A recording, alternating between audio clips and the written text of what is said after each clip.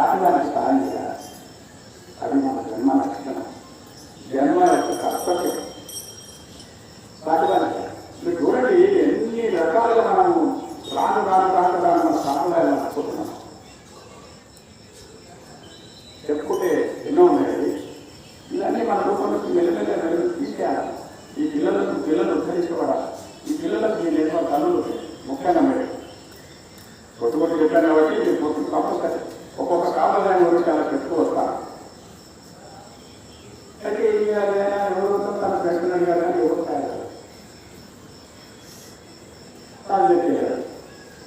స్వామి ఎవరు తయారవ్వాలి, ఏమో ఈ గోడలు ఎవరైనా అరేంజ్ చేసుకోవాలి, ఆలోచన చేస్తారు.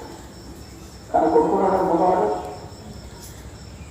కొనుక్కుని పెట్టి సరిపోతుంది కదా అనుకొని, కాగా నాకు కొనుక్కున్నాడు కానీ వాడు మూగవాడు, కానీ పిల్లలతో పని మాత్రం చేయగలుగుతాడు.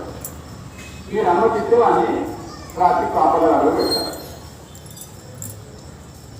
రాజన్నాడు, సరే మంచిది అక్కడ అది కాపలాలు. ఆ రోజుల్లో ఏంటంటే 1వ గ్రాము, 2వ గ్రాము, 3వ గ్రాము, 4వ గ్రాము, ప్రతి గ్రాములో ఆ రోజుల్లో తొమ్మిదిగా పారావిక అనేటువంటి శిక్షణ ఇచ్చారు. గట్టిగా రాయిస్తూ పారావిక అన్న నాకు తెలియవాడు. 1వ గ్రాము అంటే 1 గంట, 2 గంటలు, 3 గంటలు, 4. ఆ తర్వాత అందరూ నిధులు లేచారు. ఇప్పుడు మనలా అప్పుడు పడుకునే వాళ్ళు కాదు, 4 గంటలు లేచారు.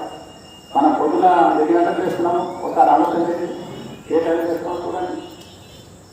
ఎంత బతకం మనకు. బ్రహ్మముహూర్తంలో స్నానం చేయాలి, బ్రహ్మముహూర్తంలో భగవంతుడికి నమస్కారం పెట్టుకోవాలి, దీపం వెలిగించాలి. దీపం వెలిగినటువంటి ఇల్లు అది శ్మశాన కొట్టు, అది శ్మశానం. కాబట్టి దీపం అనేది వెలిగించాలి. అది మన కర్తవ్యం, మన ధర్మం అని, మన సంస్కృతి. ఆ దీపంలో ఏం వెలిగిస్తారో చెప్తాను నేను తర్వాత. అయితే కొడుకు పెట్టాను కదా, సరే పెట్టాం. కొడుకు పెట్టాను.